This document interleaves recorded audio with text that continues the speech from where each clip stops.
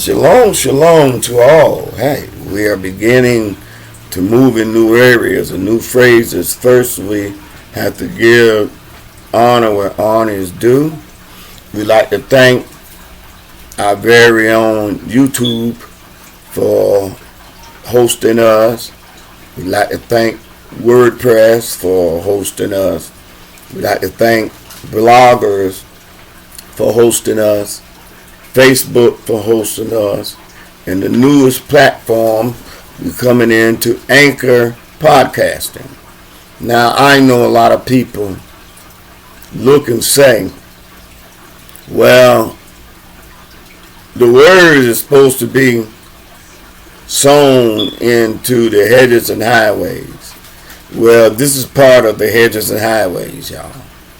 We is beginning to go into new areas, not because of the convenience of what you call the web, but because of the reachability that we can reach new people in new areas, that they may hear the word and they may begin to know what the truth is. We had started a series, and this is for YouTube and the rest, was all except podcast, because podcast is the newest. We started a series called On Trial because we was beginning to be challenged by a lot saying we don't come to the New Testament. We don't teach New Testament. We only teach Old Testament. We only teach the old stuff. So, to show everybody that, number one, when you say testament, you is using Greek form. We like to say the old covenant and the revised covenant. So to show everyone that Yah is in the revised covenant too, it's just you have to come through Emmanuel, the door.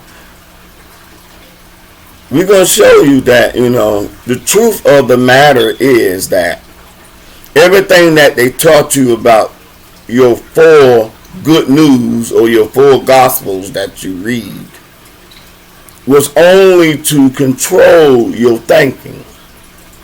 They didn't give you the full scope of what these individuals, who they was, what they did, what they stand for, what they accomplished.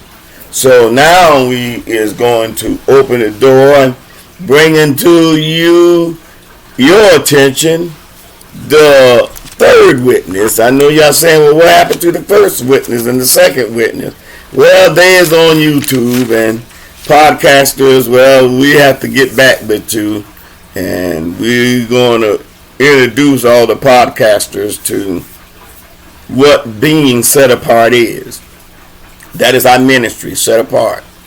We has none to believe or none to go at in the form of religion. This is freedom. If you understand what freedom is, because the word say who the Son set free is free indeed. This is freedom. Freedom to understand and hear the voice of Yah, not being compelled to where all religion always said, well, you don't know what voice talking to you. I know Yah voice. And when you begin to hear and listen to it more and more, you'll get used to knowing what he are saying. So here come the third witness. Y'all know it as being the third book. And the third book in the beginning of the New Testament, as you call it, or the revised covenant as we call it, the third book is called Luke. Now, Luke is a very different individual because his writing is very complex. He is very precise at detail and what's going on. Luke writing, everybody looks at it and they talk about this and that. First, let me tell you, Luke was not a Hebrew. Luke was not a Roman. Luke was not one of those that was from that region. Luke was a Greek. And Luke was what we call today a lawyer. He was a lawyer. And at this moment, his writing is the writing of a defense lawyer. Who was he defending? He was defending the actions of Paul. And y'all, when you read the book of Acts and you read the book of Luke, he is talking to an individual called the Theophilus. And Acts is the excellent Theophilus. So, let me introduce you and show you how all this plays together. By the mouth of Paul, I want you to hear this. Of necessity, correctly handling the Bible, the word of truth, will involve much studying, completion, and prayer. It will involve bringing an open mind, an open heart, and a faith like to the word of truth. Meaning, if you're going to have to study this and do this, you're going to have to be faithful in what you're doing. And when I mean faithful, I'm using a terminology that the Roman used when they say faithful. But in other words, you have to be dedicated. You have to be sure fast. Paul is saying that to imply the correct handling is the proper understanding of the vision between the new covenant and the old covenant. Understanding that the New Testament is the rule of faith and is the practice of what y'all call Christians today. Meaning that you was taught that you don't live by the old covenant no more. You were taught that you live in the new covenant. Well, let's hear what Dr. Luke is saying. Not only that Luke is not a Hebrew, and he was a Greek. He never seen Emmanuel. Luke never ever laid eyes on who you call Jesus. Never heard him speak. Never smelt his breath. Never been around him. So, my question is this. He wasn't one of the 12. Nope, he wasn't. See? Did you just hear what my reader, who's going to be reading the New Testament, my wife, who's going to be reading, giving you scriptures, did you just hear what she asked? Come on, ask your question again so everybody can hear what you just asked. Ask the question. I say, so Luke was not one of the 12. Nope. Luke wasn't a disciple. Luke never walked, talked, ventured, seen. Because why? You're going to understand that Luke writings, now this is going to blow you away. Is y'all ready for this? His writings was 30 years after the death of Emmanuel. Luke writings wasn't even around the time of Emmanuel. See, Luke writings, and this is what they don't teach y'all in no Sunday school. Luke writings was a pure defense for why Paul or Saul, who was the door for the Gentiles, y'all call them Gentiles, but their real name is nations, because nations mean a variety of people. Luke writings was to support why everybody who was not a Hebrew also had a right. See, they don't teach y'all that. I want you to listen at this. Luke writing was around 60 to 61 AD. See, all this is showed evidence by the end of the book of Acts. And this is why studying, you have to really study. At the end of the book of Acts, see, Nero was killing the saints in 65 AD. And Paul's death was in 65 AD. Because the book of Luke was presented to the excellent Theophilus, who took this book and took the writings to Caesar. See, a lot of y'all haven't got it. Paul was under house arrest in the time of Caesar. And Luke writings, when it was presented, Paul was released from house arrest of Caesar to shortly be after. This is the clicker. Here Luke do all this excellent writing in defense and get you released. And shortly after, Paul was in prison again by Nero and was executed. Now you ask yourself this question. All this brilliant writing that was presented to the excellent Theophilus got you free. But because you was a slave for the good news, this is what got you really notice. Now I'm going to ask all y'all out there this one question. Is there enough evidence in your walk to have you convicted for the kingdom? Huh?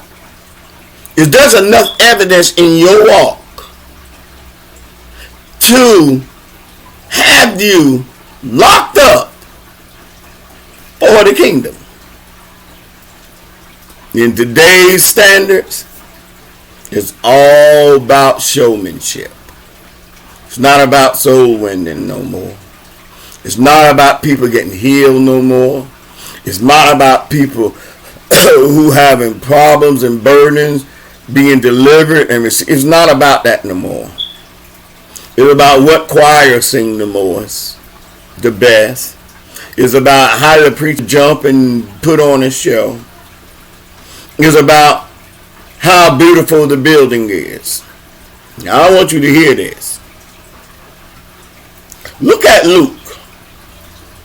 Luke is very careful and committed to the truth. I'm going to ask my reader to go to Luke 1. And they're going to read 1 through the 4th verse. We're going to Luke 1. First chapter of Luke, first down through the 4th verse.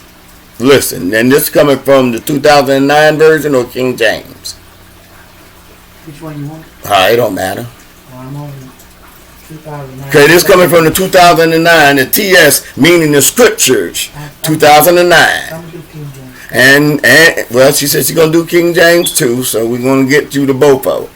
So you'll understand why we study the TS 2009 versus the King James. This is King James. This is King James. Read. For as much as many have taken in hand to set forth in order a declaration of those things which are most surely believed among us, even as they delivered them unto us, come on, which from the beginning were eyewitnesses and ministers of the word, it seemed good to me also, having had perfect understanding of all things from the very first, come on, to write unto thee in order most excellent, Theophilus, that thou mightest know the certain of those things wherein thou hast been instructed. See, the teaching is beginning to invade Rome, because Rome have taken over Jerusalem and surrounding areas. And they have begun to lock up people for calling on the name of Emmanuel. Y'all gonna say Jesus, but coming from the truth standpoint, you have to go back to Hebrew or Aramaic and find out the name in Aramaic. And when you look at the name that the prophet was named in Aramaic, it was Emmanuel. And this is why we use Emmanuel. Now, she's going to come and give you two things that's going to really blow you away.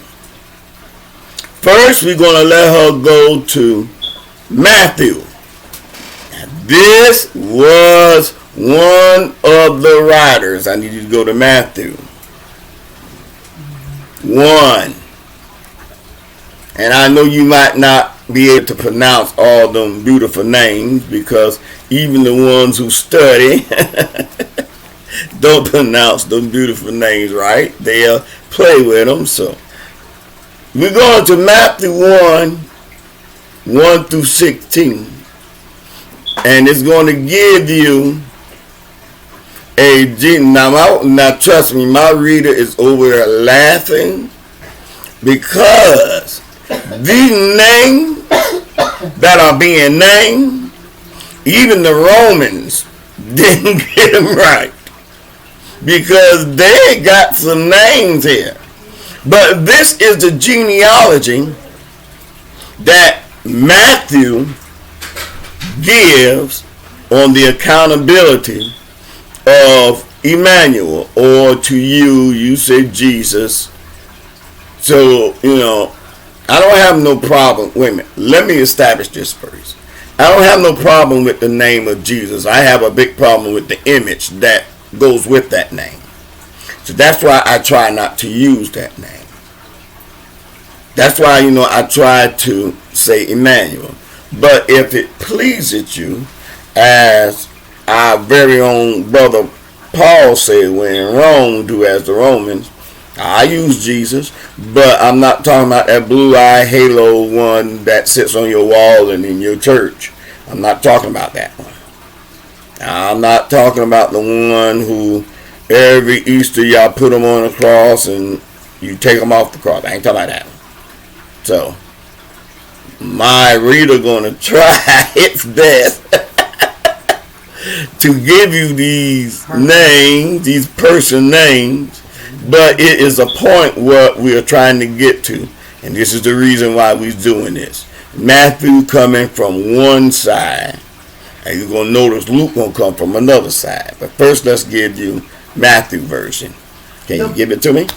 The book of the generation of Jesus Christ, the son of David, the son of Abraham.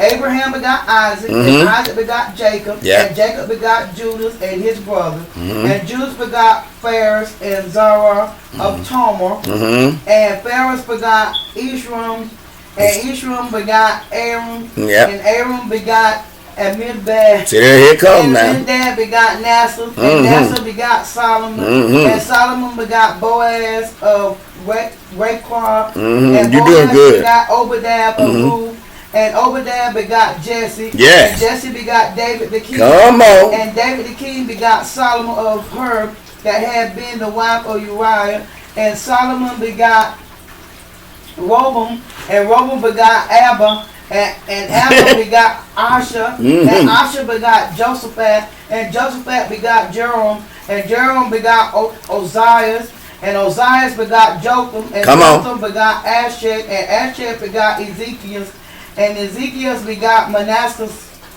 And Manasseh begot Ammon, and Ammon begot She doing Hosea, pretty good. and Hosea begot Jechim and his brethren.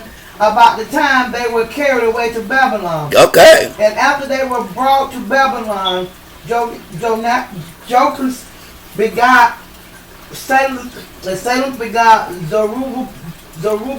Yeah. And Zerubbabel begot Abdul, and Abdul begot Ekron, and Ekron begot Azar, and Azar begot Sarkar, and Sarkar begot Achim, and Achim begot Elul, and Elul begot Eleazar, and Eleazar begot Matthew, and Matthew begot Jacob, and Jacob begot Joseph, the head of Mary, of whom was born Jesus, who is called Christ.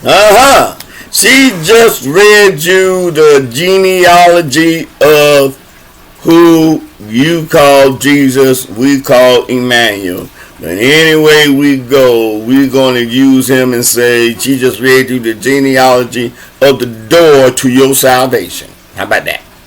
And that through the eyes of Matthew. Now she's going to have to come back and perform that performance again. See, I tell you, it's all about entertainment. Right now, she's going to entertain you again out of Luke. The 3rd chapter. Starting at the 23rd verse.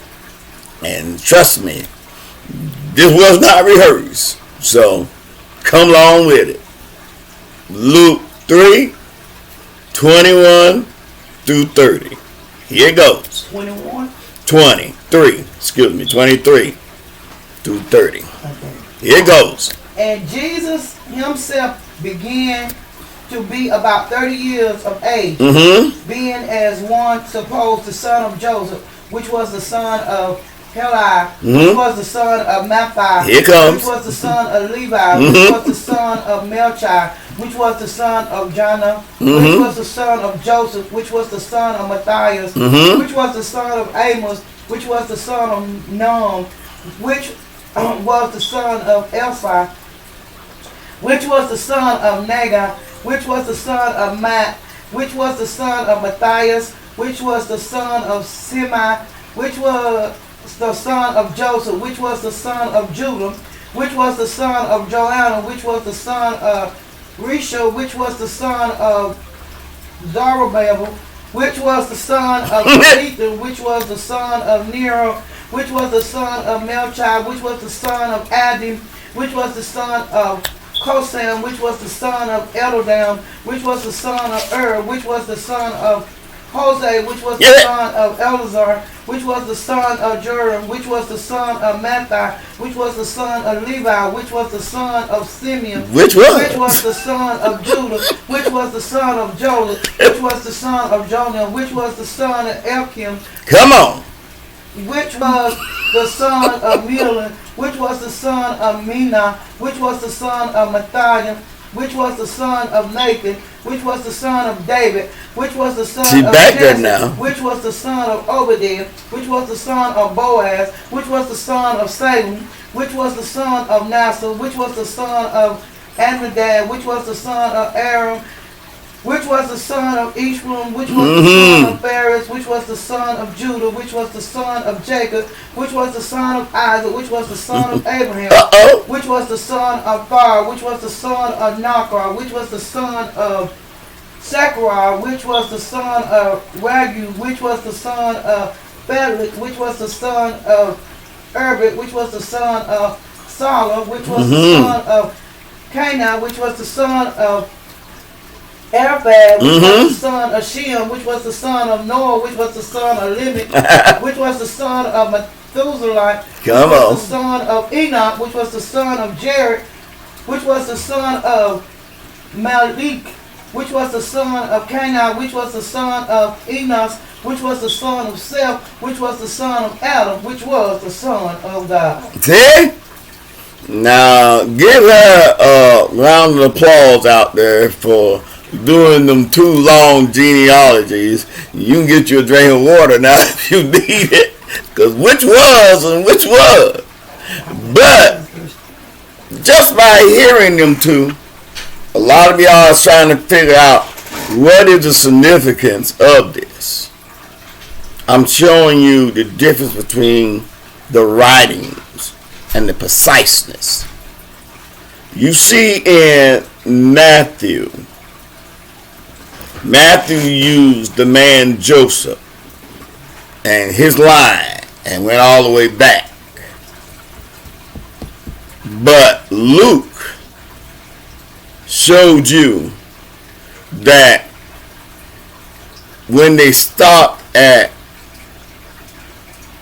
Jacob and Isaac and them, which they count 42 generations, Luke took it all the way back 77 generations to the actual father of Emmanuel.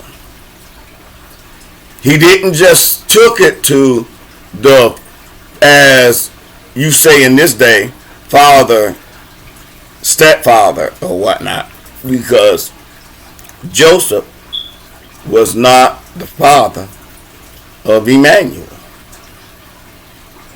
So you couldn't take Emmanuel, and this is what Luke showed you, the difference between him and Matthew. You couldn't take the genealogy of the father of Joseph and trace back to Emmanuel, because Joseph had nothing to do with the conception of Emmanuel. So to take his lineage back through Joseph, Luke showed you it was an error. Now Luke did what supposed to have been done. Being married, and see back there in that time when Matthew was writing, the woman wasn't recognized. You couldn't, it was to them an abomination to do the genealogy through the line of the woman. But Luke, being precise, being instructed by Paul, and watch this, just really going to really throw you away. Luke being firsthand talking to the actual person or the mother of Emmanuel, because this is the only way that Luke was able to get that very precise account of the birth of Emmanuel, because it came from Emmanuel's mother herself, Mary. That's where Luke got it from. Listen, this shows you how close these two was. Watch this, watch this, watch this, watch this. Paul said something, and Luke said something. First, we're going to give you what was said and what was quoted. Can you go to Deuteronomy 25:4 for me? Can you read that for me? Deuteronomy what? 25th chapter, the 4th verse. Thou shalt not muzzle the ox when he treadeth out the corn. Don't muzzle the ox that treaded out the corn. Yeah, a little bit more. If brethren dwell together, and one of them die, and have no child, the wife of the dead shall not marry without unto a stranger. Her husband's brother shall go in unto her, and take her to him to wife. Okay. And perform the duty of her husband's brothers unto her. Okay, now, this is the law that you hear that had to be done. Now, this is why when Emmanuel looked at John, he told John, behold, this is your mother. Because why? You're going to have to take up the duties, because I'm going to be gone. You're going to have to take up the duties of the son. Now, being that this was the natural effect, it was said that you don't muzzle the ox that traded out the corn.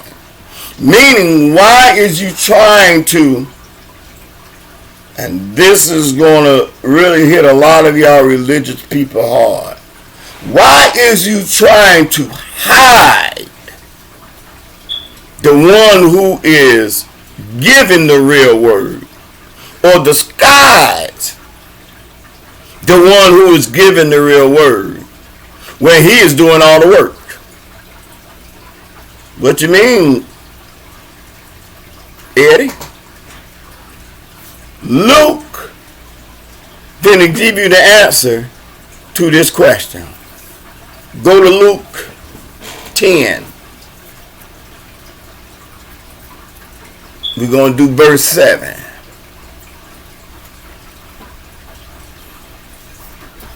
Listen at the answers to this. Luke 10, verse 7. Yes, ma'am. Here it comes. And in the same house remain, eating and drinking such things as they give, for the labor is worthy of his house. Go not from house to house. And into whosoever city ye enter, and they receive you. Come on, listen. Such things as are set before you. Yes. And heal the sick that are therein. Well, so just hold for a second. You say heal the sick that were therein. How many healings is being done in your sanctuaries? See, in other words, y'all have done put the Most High out of your temples. You done muzzled the ox who gave you the way to come in. This is what Luke is showing you. You have done placed yourself. And you say, wait a minute, Deuteronomy. Deuteronomy is what Paul quoted. Being that Paul and Luke were so close, Luke understood what Paul was talking about. So Luke showed you that the very thing that got you where you is, you have done muzzle it and put it out the house. Come on, read a little bit more. Watch this. Watch this.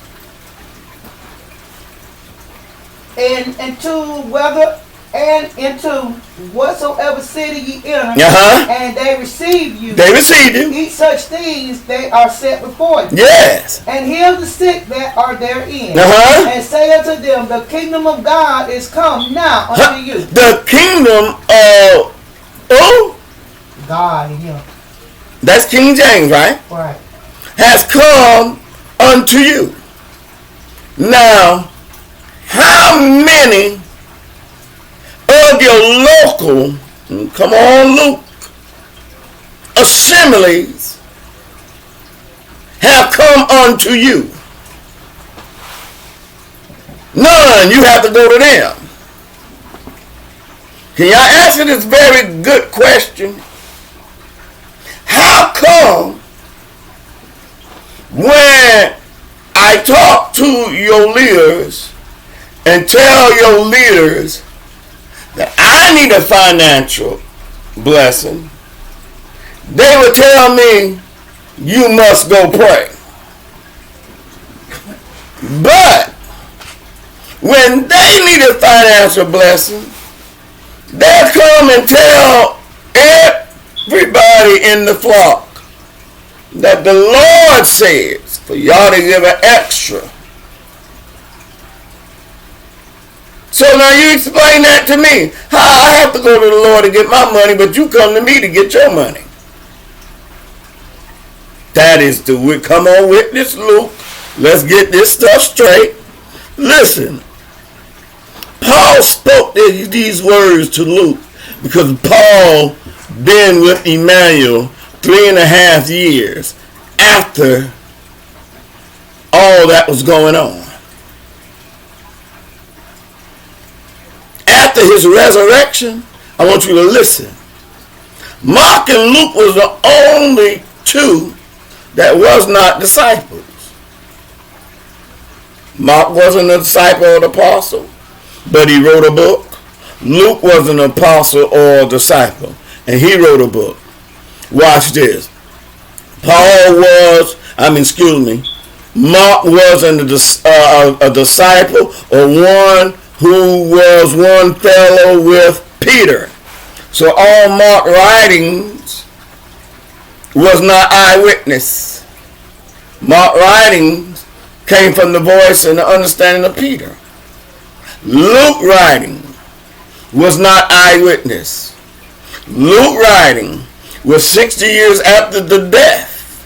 So his writings was not eyewitness, but it came from the people who was around. So now my question is this to y'all. Luke was Paul's companion. Mark was Peter's companion. Peter walked and talked with the very Emmanuel face to face. Paul walked and talked with the same Emmanuel after his resurrection.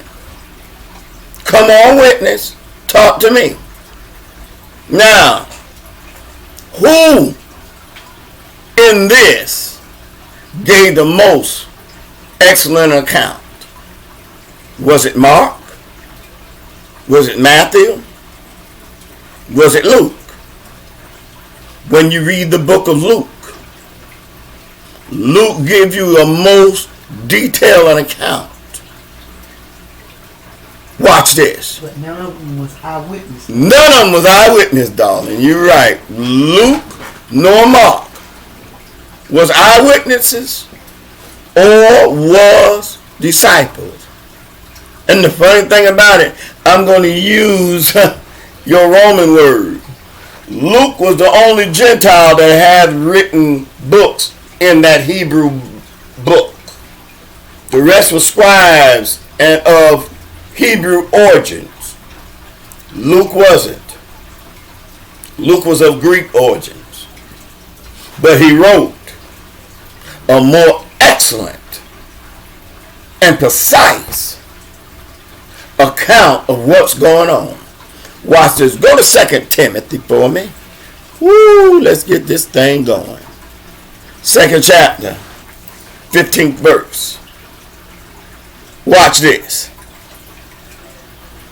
Study to show thyself approved unto God, a workman that needed not to be ashamed, rightly dividing the word of truth. But come on. But shun profane and vain babbling, for they will increase until more ungodliness. See, this is why Luke wrote this way. Luke was very meticulous and a historian. Luke's word consists of material not found in the other three accounts, because Luke did something that the rest should have did. Can you read that second part when it said about the babbling? Sure.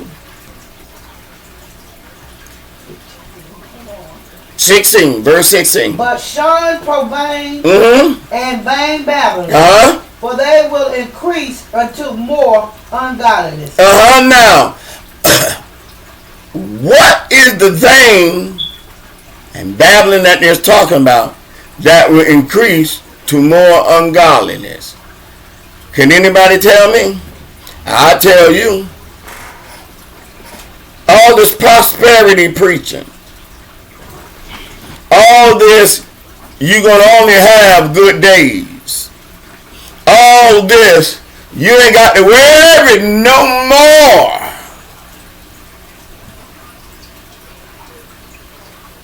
That calls you to do what you feel like that I can do no matter what goes on.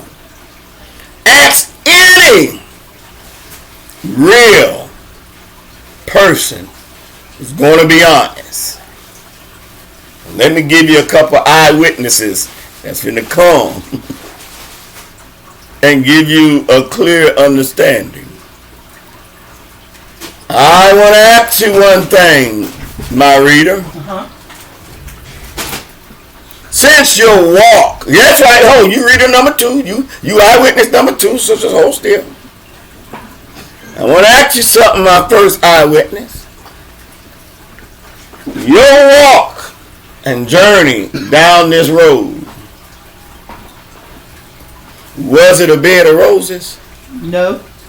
But it told you that everything was going to be sweet, lovely, smooth, and good.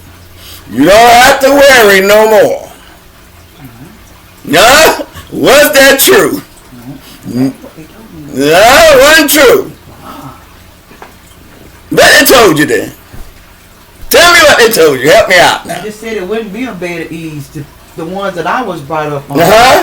So it wouldn't be that everything would be all right as people was portraying. Yeah. Saying that it would be all right. Right. There you go. It wasn't all right because I had to go through some things. I had to cry. I had to nod. I had to question why. I just was in a place sometime where I didn't know whether I was coming or going.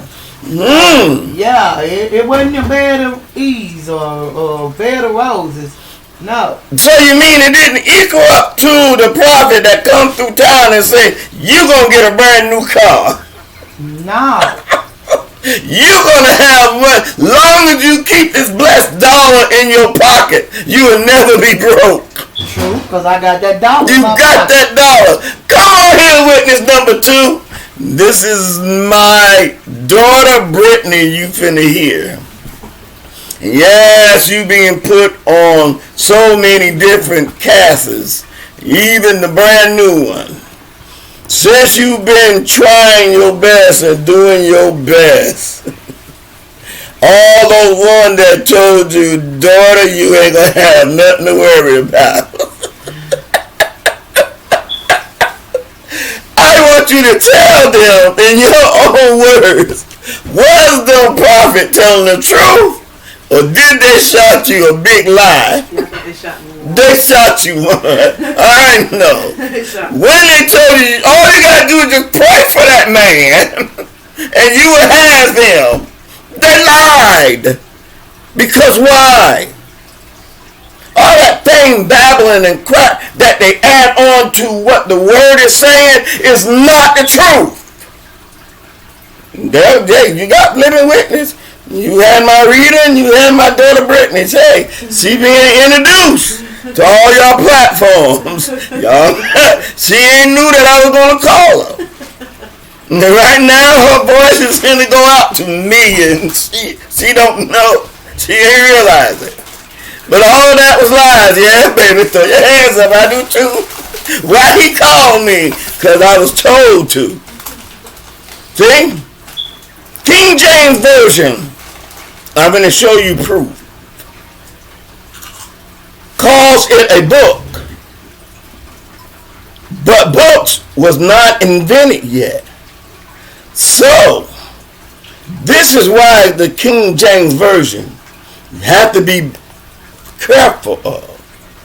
Because the word that was placed, that was not in that time. Books wasn't invented until the 4th century. So how can it be called books? When this was written, supposed to be written before Emmanuel was there. What are you trying to say, Eddie? Well, first let me give you a quick eye account.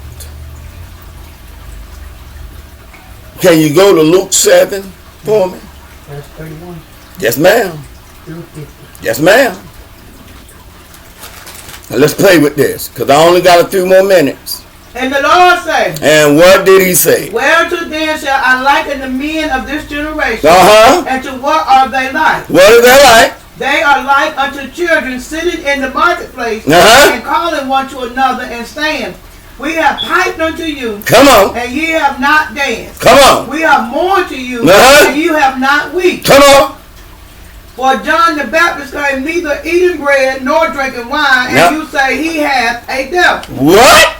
The Son of Man is coming eating and drinking, and you say, behold, a gluttonous man, yes, and a wine bibber, and a friend of publicans and sinners. But wisdom is justified of all her children. Woo.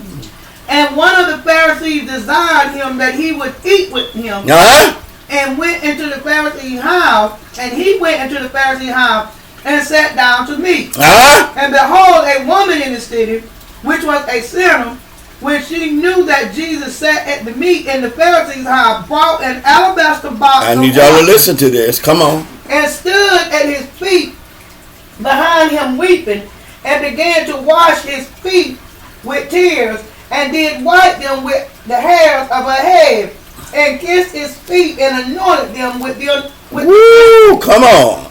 A little bit now before. when the Pharisees which had bidden him saw it, he spake within himself, saying, this man, if he were a prophet, would have known who and what manner of woman this is that touches him, for she is a sinner. And Jesus answered and said unto him, Simon, come on, I have somewhat to say unto thee. And he said, Master, say on. There was a certain creditor which had two debtors. The one owed 500 pence, and the other 50. And when they had nothing to pay, he frankly forgave them both. Tell me therefore which one of them will love him most. Which one will love him the most? And Simon answered and said, I suppose that he to whom he forgave most. And he said unto him, thou hast rightly judged. And he turned to the woman and said unto Simon, seest thou this woman?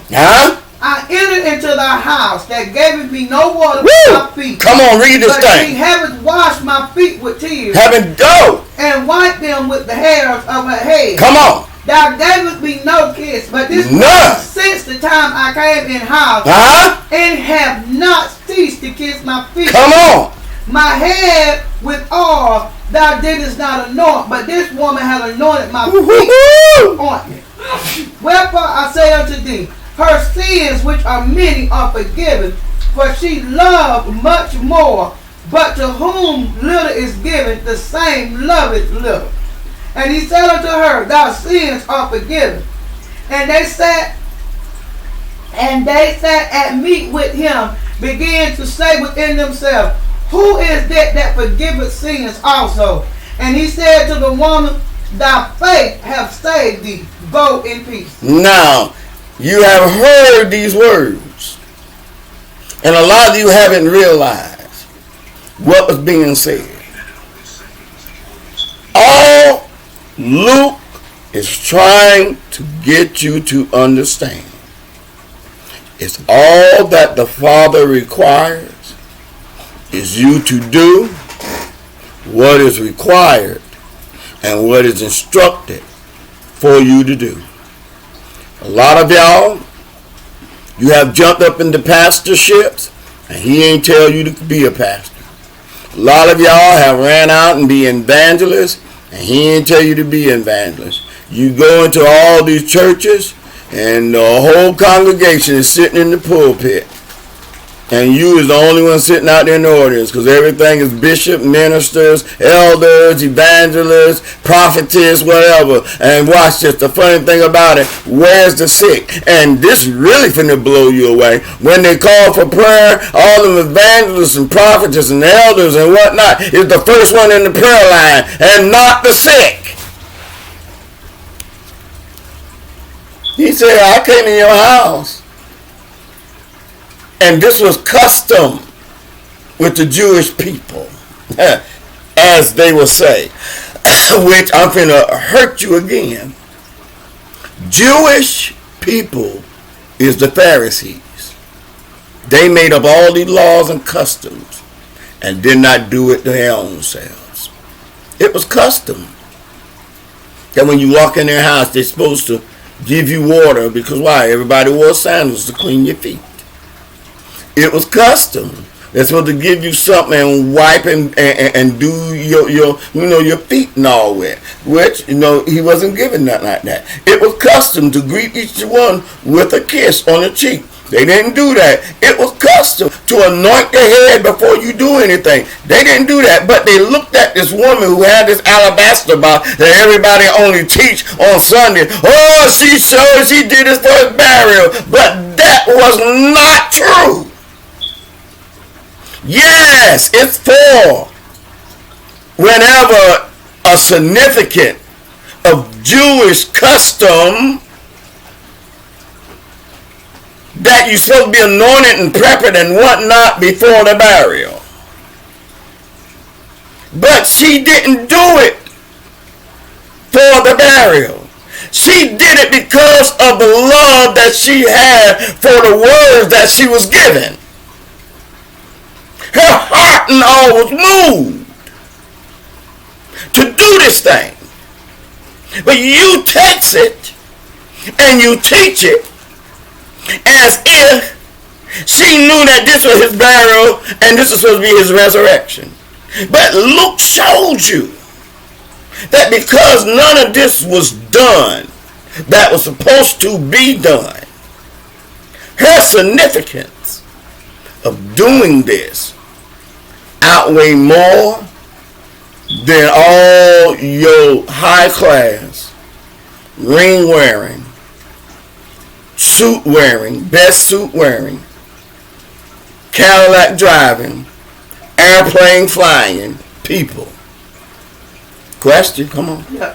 So what you just saying that the custom and stuff was that the Jews, which was the Pharisees, that is why Emmanuel told them to something along the lines of what he said, do as they say, but not as they do. Right. Am I saying that? You're doing it right. You're doing it closer than that. You're doing it better than a lot of them out there. Because they knew the custom. They knew what the custom was. They knew what to do. But in this account right here, that now one of them didn't do it. None of them. But then they preaching and trying to condemn other folks. Right. For stuff that you yourself is not even doing. Same thing that is going on in our assemblies today. Right. They're teaching and showing you stuff. This is why the Father is saying, don't muzzle the ox that threads the corn. But they want to try to tell you that, okay, a preacher's supposed to get paid. Show it to me in the book. That ain't Babylon. Huh? That ain't had nothing to do with you receiving money. Oh, tithes and offerings belong to the church. You're not a Levite. Come on. If the Father's supposed to take care of you, he's supposed to supply all your what? Needs. So why is the needs thrown on the people and not on your commitment to walk? See, yeah, you're on trial. Do you have enough evidence in your walk to convict you of the kingdom? That's the lesson.